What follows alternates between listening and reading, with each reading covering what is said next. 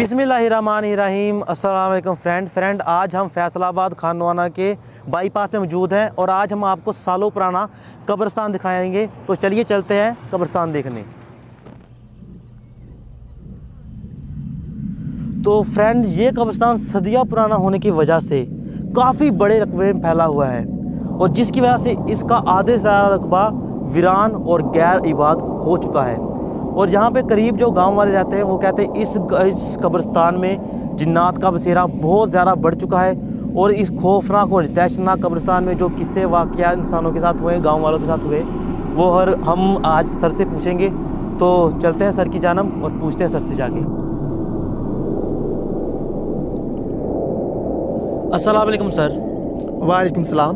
तो सर बताइए हमें इस कब्रिस्तान के बारे में। जी ये एक पुराना कब्रिस्तान है हमारा, जहाँ पर हम बचपन से इसके बारे में बहुत तरह की कहानियाँ सुनते आ रहे हैं, जो कि मैं तफसील से आपको बताता हूँ और साथ में इस सारे कब्रिस्तान का जहाँ तक हमसे हो सका आपको दिखाएंगे। और चलते हैं अब। ये रास्ता जो आप देख रहे हैं ना, ये बहुत पुराना बना हुआ है ये सड़क, और ये कब्रिस्तान की एक गुमनाम तारीख है जिसके बारे में कोई भी नहीं जानता। ये सैकड़ों साल पुराना कब्रिस्तान है और इस जगह पर, जिस मकाम पर हम मौजूद हैं, इस वक्त तो दिन का वक्त है, रात के वक्त, दिन के वक्त तो शायद एक आधा आदमी यहाँ से गुजर जाए, मगर रात के वक्त यहाँ पर कोई भी नहीं गुजरता। और अक्सर लोगों का ये कहना है कि जब वो यहाँ से गुजरते हैं तो एक खौफ और वहशत की एक कैफियत तारी होती है। ये आप दरख्त देख रहे हैं ना, अक्सर यहाँ पर उन्हें साए नज़र आते हैं, मसलन जिन्नात के।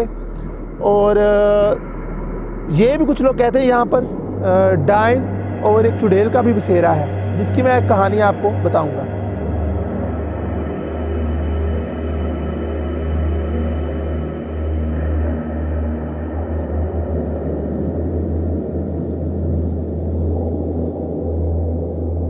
इसी कब्रिस्तान से मुतल्लक मैं आपको एक सच्चा वाक़या बताऊंगा, जो आज से तकरीबन 20 साल पहले एक लड़के के साथ पेश आया। इसी कब्रिस्तान से मुतल्लक जो वाक़या हम आपको आज बताएंगे, वो आज से 20 बरस जो पहले गुज़रा, वो इस गांव, यहाँ पर करीब इस कब्रिस्तान के हमारा गांव आबाद है और इसी गांव का वो रहने वाला था। आसिफ नामी वो लड़का था। और आसिफ अब इस दुनिया में जो कि नहीं है, अल्लाह उसे जन्नत में आला दर्जात दे। ये वाक़या कुछ यूँ हुआ कि वो सर्दियों का सीज़न चल रहा था और दिसंबर का आखिरी हफ्ता था। उस ज़माने में, जो कि अब भी बहुत सर्दी पड़ती है, उस ज़माने में बहुत सर्दी थी। उस साल बहुत ज़्यादा सर्दी पड़ी और साए ढल रहे थे और वो खेतों को पानी लगाकर वापस आ रहा था। तो वापसी पर काफ़ी अंधेरा फैल चुका था। जब वो रास्ते से गुज़रा जिसे अभी हम आए हैं, तो उस रास्ते पर उसने कब्रिस्तान की जब जानिब देखा तो एक जगह पर उसे रोशनी नज़र आई। तो उसने देखा तो वो एक दिए की रोशनी थी, चिराग की रोशनी। तो उसने कहा शायद करीब के गांव का कोई फोत हो गया है। उस वक्त नेट और टेलीफोन की सहूलतें नहीं होती थी, इसलिए उसने कहा जाकर पता कर लिया जाए कि कौन फोत हुआ है।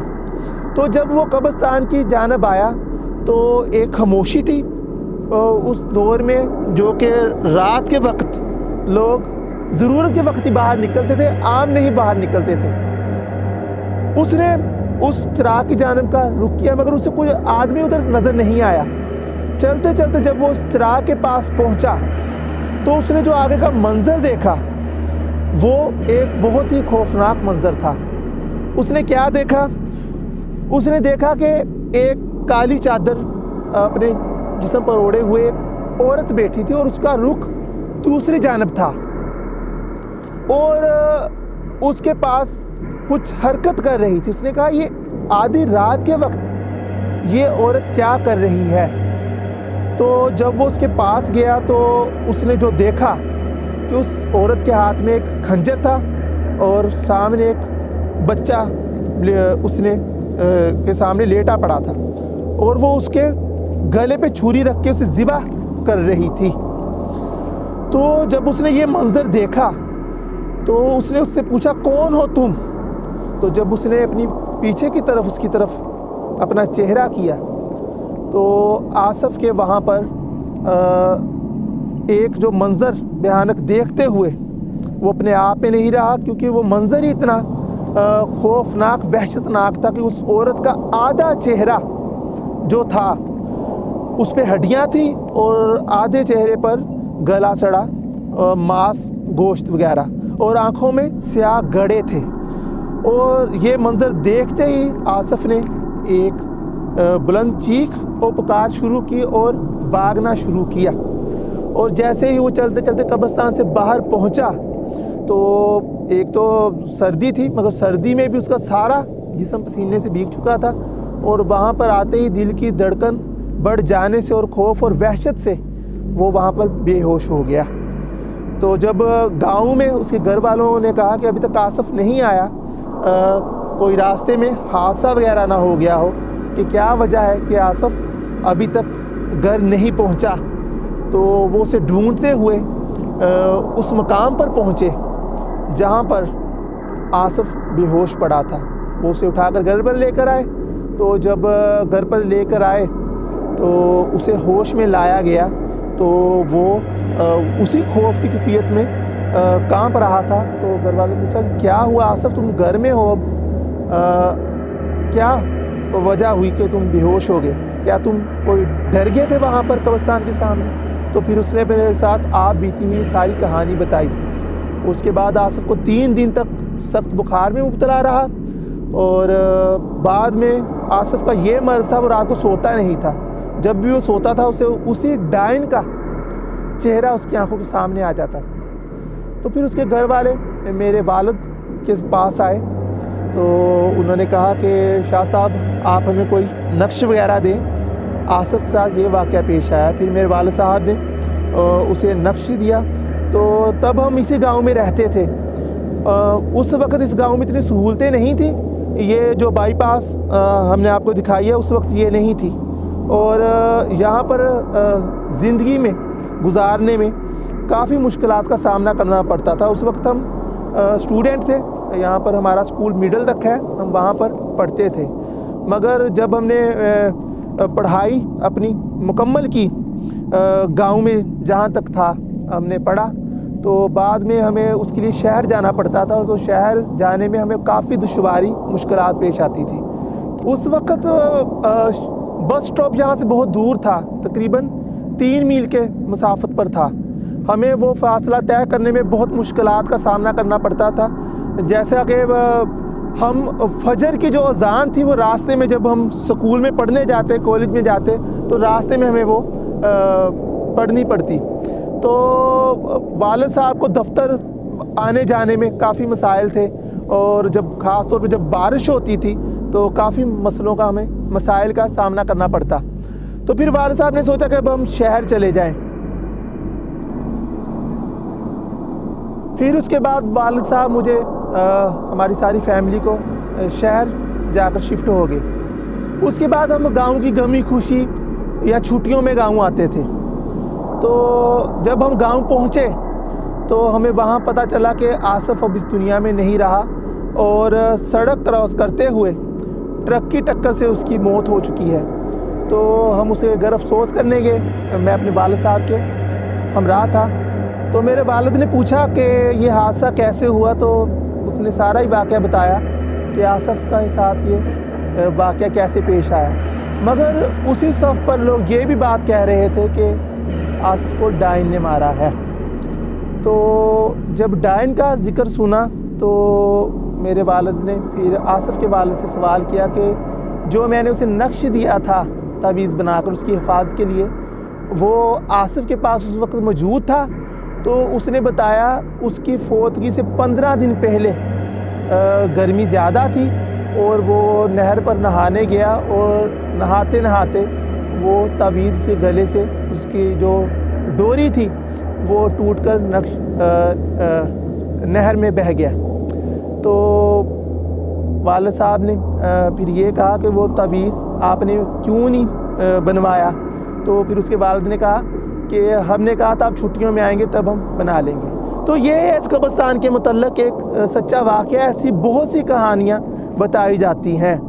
अब दिन का वक़्त है, मगर आपको यहाँ पर इसकी वीरानगी गैर आबाद जो आपको ये नहीं लग रहा, कोई आपको आदमी आज भी नज़र नहीं आता कि एक आधा आदमी यहाँ से गुज़रे भी वो ज़्यादा यहाँ देर ठहरता नहीं। इसका बकिया हिस्सा इस कब्रिस्तान का उस जानिब है, जनूब की जानिब, और वहाँ पर ज़्यादातर लोग अपने प्यारों को दफनाते हैं, और हमारे बुज़ुर्गों की कब्रें भी उस साइड पर ही हैं। ये वाला जो हिस्सा हम आपको दिखा रहे हैं, यहाँ पर ये कभी कब्रें थीं, ये भी कभी कब्र थी, और काफ़ी ज़्यादा कब्रें टूट फूट का शिकार हो चुकी हैं। जो इस वक्त हम महसूस कर रहे हैं और जो कि हमारे पास एक रूहानी इल्म है, उसकी बिना पर मैं महसूस कर रहा हूँ। इस वक्त भी ये आप दरख्त देख रहे होंगे, इन पर उन चीज़ों की मौजूदगी का एहसास मुझे हो रहा है।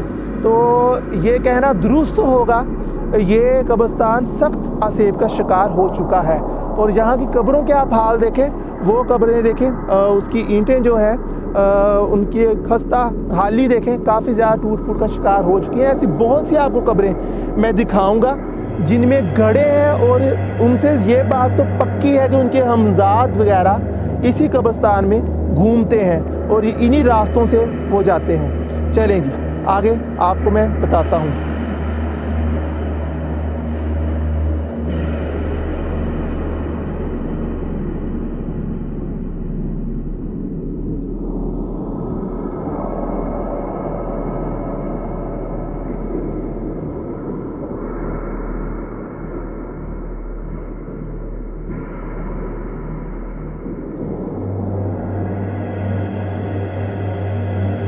ये है कब्रिस्तान का वो गैर आबाद हिस्सा जो कि एक जंगल की शक्ल इख्तियार कर चुका है, और ये ख़त्म होने का नाम नहीं ले रहा। हम जितना ही चलते जा रहे हैं, ये आगे उतना ही इसका दायरा बढ़ता जा रहा है। ऐसे ही कब्रों में आप ये देख रहे हैं, खस्ता हाल कब्र जो मेरे पीछे है, बिल्कुल ऐसी बहुत सी कब्रें हैं यहाँ पर। और यहाँ पर दिन के वक्त एक वहशत तारी हो रही है, एक खौफ की फ़ज़ा है यहाँ पर, और ऐसे ही लग रहा है जैसे सैकड़ों जिन्नात इन दरख्तों पर बैठे हमें देख रहे हों। और ये बता रहे हो, एक चीज़ हमने और महसूस की है, यहाँ पर कोई परिंदा हमें नज़र नहीं आया। तो अगर कोई भूले से कोई परिंदा नज़र आता भी है तो वो इस कदर है जैसे कोई वो जिन्नात ही हों, क्योंकि ऐसे परिंदे हमने पहले नहीं देखे जो इस कब्रिस्तान में हमें नज़र आ रहे हैं। अव्वल तो अभी तक हमें कोई परिंदा नज़र नहीं आया। जब हम पहले कभी घूमने आते थे तो ऐसे बहुत से हम परिंदे देखते थे, तो बाद में उनके बारे में सर्च करते थे तो हमें उनकी मौजूदगी का पता नहीं चलता था। तो एक वक्त आएगा हम शाम के वक्त भी यहाँ का आपको विज़िट करवाएंगे कि रात के टाइम यहाँ पर क्या माहौल होता है, और हमजात वगैरह मवक्लात वगैरह को कैसे काबू किया जाता है, वो भी हम इसी कब्रिस्तान में आपको दिखाएंगे। यहाँ के रहने वाले लोगों का आज भी ये यकीन है कि वो डायन आज भी इस कब्रिस्तान में मौजूद है, और काफ़ी लोगों ने ये भी कहा है, उन्होंने भी अपनी आँखों से उसकी परछाई वगैरह या उसका वजूद देखा है। मगर वो उनका ये कहना है कि दिन के वक्त ऐसे ही किसी दरख्त के नीचे या ऐसे खंडरात में वो छुप जाती है, और रात को फिर जब अंधेरा छाना शुरू होता है तो वो बाहर निकलती है, और राह चलते लोगों को रास्ते से भटकाना उसका मामूल है। और वो जानवरों की शक्ल में कभी ज़ाहिर होती है और कभी एक औरत की शक्ल इख्तियार करके ज़ाहिर हो जाती है। जैसा कि ये कब्रिस्तान बहुत पुराना है और सैकड़ों बरस पहले इसकी गुमनाम तारीख है, और साथ में ये भी इस गांव वालों को कहना है जो यहाँ के करीब आबाद हैं, वो लोग कहते हैं यहाँ पर एक ज़माने में एक कदीमी मंदिर भी था, जिसकी निशानदेही इस बात से होती है, यहाँ पर आप ये बिखरी हुई टूटी फूटी चीज़ें देख रहे हैं। जब हम यहाँ पर घूमने आते थे तो हमें अक्सर यहाँ पर मूर्तियाँ मिलती थी, और मूर्तियों के अलावा ऐसे पत्थर मिलते थे जो इस बात की निशानदेही करते थे कि यहाँ पर कभी मंदिर था और ये इसी की दीवारों के टूटे हुए हिस्से हैं। और इस तरह की चीज़ें, जैसा कि ये पत्थर मिल गया, अब इसके बारे में कन्फर्म नहीं कहा जा सकता कि ये बाद में आया या उसी मंदिर का हिस्सा है, मगर हमारे दफ्तर में वो मूर्तियाँ मौजूद हैं जो हमें इसी जगह से मिली थी। और साथ में उन दीवारों के टुकड़े जो कभी मंदिर का हिस्सा रही, वो हमें यहाँ पर मिली। ये वो जगह है, यहाँ पर आज भी उस कदीमी मंदिर के, जिसकी तारीख का नहीं पता कि वो कब था, किस ज़माने में था, बस हम यही कह सकते हैं कि यहाँ पर मौजूद था, क्योंकि उसकी चीज़ें आज भी हमें मिल रही हैं इस जगह पर। जी, इंशाल्लाह हम अपने दफ्तर में जो चीज़ें हमें यहाँ से हासिल हुई वो आपको दिखाएंगे। जैसे हमने आपको इस कब्रिस्तान में खस्ता हाल कब्रों का दिखाया, और ऐसी ही एक कब्र हम आपको दिखाएंगे जो कि बहुत पुरानी है, तकरीबन 50 साल से ज़्यादा ही पुरानी होगी। ये आप देखें, इसमें ये कब्र बैठ चुकी है मुकम्मल तौर पर, और इसमें वो घड़ा नज़र आ रहा है जो कि हमारे बुज़ुर्ग तो जानते होंगे कि पहले ज़माने में एक लहद में घड़ा खोदकर बाद में घड़े के साथ लहद में मुर्दे को उतारा जाता था और बंद कर दिया जाता था। अब देखें, ये कब्र मुकम्मल बैठ चुकी है और काफ़ी इसकी गहराई है, और अंदर से आपको वो कब्र नज़र भी आ रही होगी। इससे आप अंदाज़ा कर लें कि इस कब्र का जो हमजाद है वो आज़ाद घूम रहा है इसी कब्रिस्तान में। ऐसी बहुत सी कब्रें हैं जो टूट फूट का शिकार होने के साथ साथ मुकम्मल बैठ चुकी हैं, और उनके हमजाद यहाँ पर घूम रहे हैं, और यहाँ पर जितने भी लोग रहाइश पजीर हैं करीब गांव के, उन्हें वो परेशान करते हैं, और रास्ते में चलते लोगों को अक्सर वो दिखाई भी देते हैं और डराते भी हैं वो। जी, इसी तरह ही ये कब्रिस्तान बहुत बड़ा है, और हम एक वीडियो में ये नहीं दिखा सकते। तो उम्मीद करते हैं आपको हमारी वीडियो पसंद आई होगी, और काफ़ी मालूमात आपको हमारी वीडियो से मिली होगी। तो मिलते हैं इंशाल्लाह नेक्स्ट वीडियो में। खुदा हाफिज़।